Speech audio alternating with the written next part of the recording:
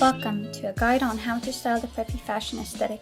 We'll be discussing everything from the essentials to experimentations, history of preppy, and its adaptations. As usual, this guide includes options for non-binary people and those preferring a masculine appearance, as well as more conservative outfit options.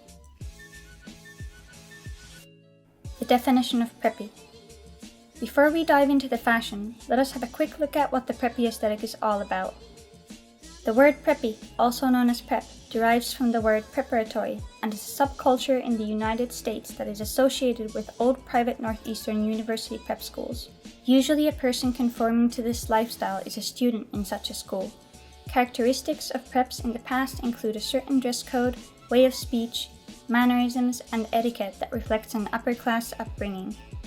In my opinion though, this does not indicate that in order to be preppy, you must be wealthy or upper class in any way. Fast early acceptance into an Ivy League school, and please let it be Harvard. Amen. Visuals and elements. The visuals of preppy aesthetic are influenced mostly by the various upper classes of society in their own point and time in history. More specifically, preppy focuses on wealthy individuals who often attend Ivy League schools like Harvard, Princeton, or Yale. The preppy aesthetic is generally divided between two main subcategories, the East Coast prep and the Southern prep. Are we going to prom or to hell? The biggest difference between the two is their geographical locations and their themes. For example, East Coast prep includes a lot of elements of the sea, such as compasses, ships, and lighthouses. The Southern prep includes tropical elements, such as palm trees and tropical wildlife. In my opinion, we can take inspiration from those themes, but we are in no real way bound to them. A person pursuing the preppy aesthetic may also take up activities such as golfing, badminton, lacrosse, skiing, sailing, or tennis, among many other options. Social activities include, for example, black tie and cocktail parties, collecting art and antiques. Ew! Get off of me! Ugh, as if! Related subcategories. I'm not going into full details on the related subcategories of preppy, but the most commonly known ones are the Ivy, Trad, and Neoprep. The most commonly known one out of these is Ivy, which in simple terms follows the fashion style of Ivy League college students from the 1940s to the 1960s period.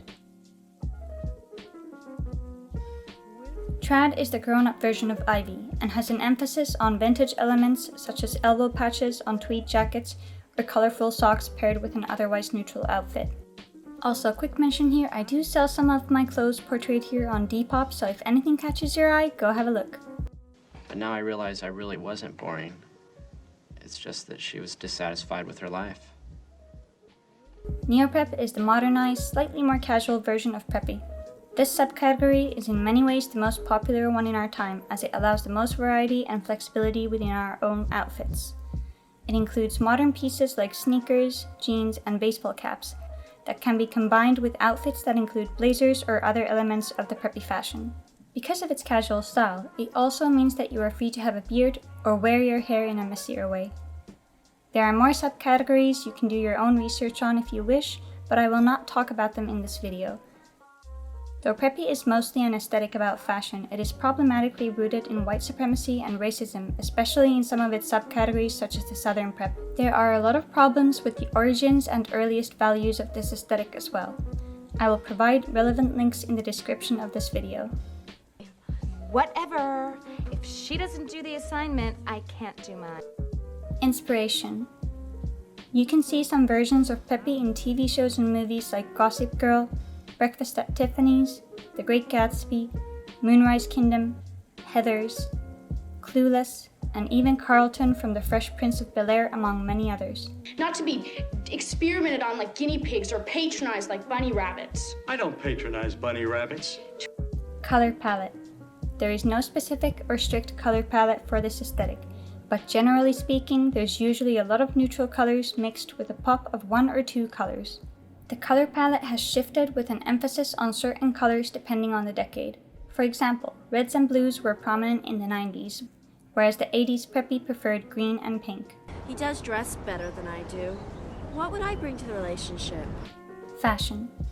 Preppy has been around for a long time, but most of its stylistic elements in fashion have remained the same. The preppy fashion originally started in 1912, though it became more prominent in men's fashion, especially in the 1920s. Because its roots are mostly based in Ivy League dress codes, it takes its heaviest influences from a similar place as the academia aesthetics. Preppy has slightly evolved throughout the ages, with for example the skirt lengths becoming shorter or alternatives like neopreppy emerging in our modern day. I think the modern day preppy looks take their heaviest influence from the 90s and 2000s, combining the cute short tennis skirts with Doc Martens or knee-high boots.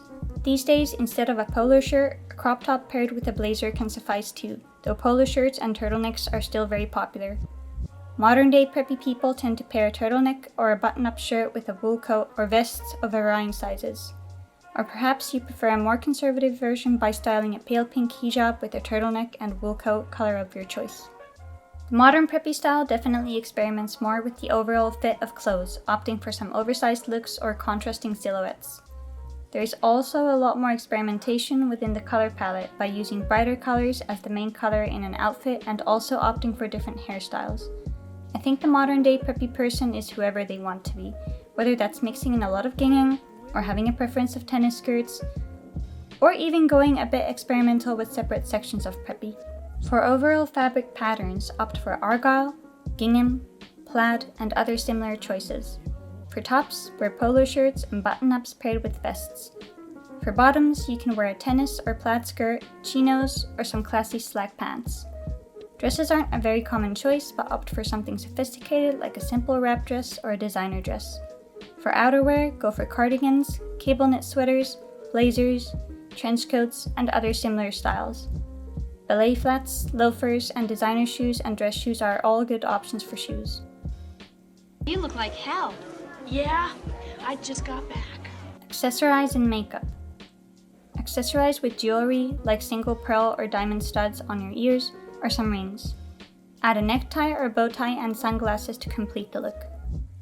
For a more modern look, you can opt for some decorative hairpins and different variations of soft hairstyles, like wavy hair, pinned back, or straight hair in a ponytail or in a braid. To keep up with the old preppy, keep your makeup fairly light, but I do think experimentation is fine.